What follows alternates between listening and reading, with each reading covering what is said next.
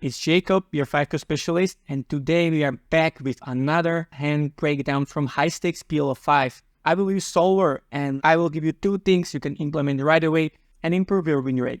Let's jump in. The hand starts at 200-400 with 800 NT.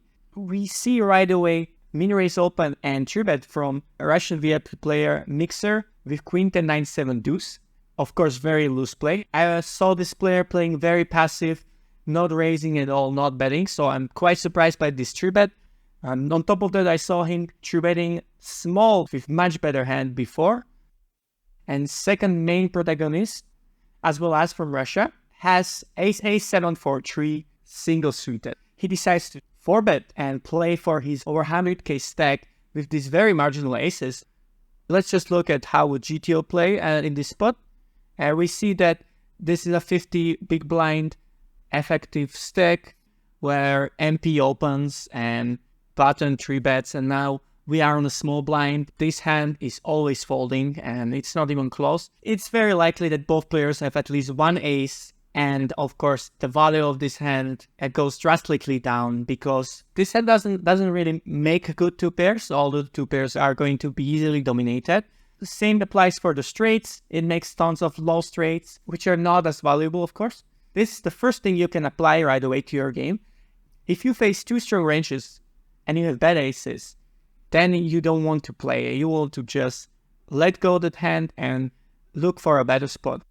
Now, what in this case? We have a player 3-betting queen 10-9-7 single suited. That's clearly not top 10%. And so in this scenario, we have a simulated 3-bet range at 50 big blinds deep, where button 3-bets 25% range.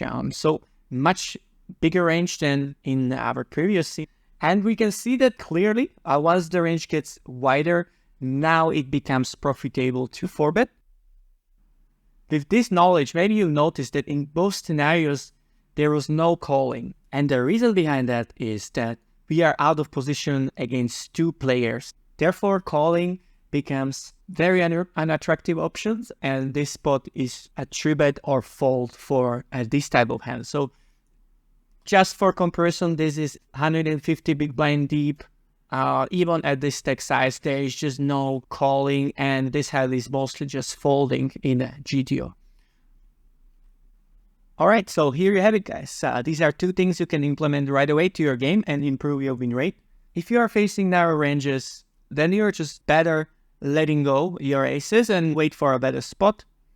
On top of it, when you face 2 players out of position in spots like that, facing raise and re-raise, then also the calls are not very good, and positional disadvantage on top of it makes spot just 4-bet or fold, and then it comes to down how wide or how narrow are the ranges we are facing. Let's see what happened in the hand. We have a 3-bet, we have 4-bet, and SPR1. Here there is not much to really debate. Both players connected somehow to the pot in low SPR, so money goes in.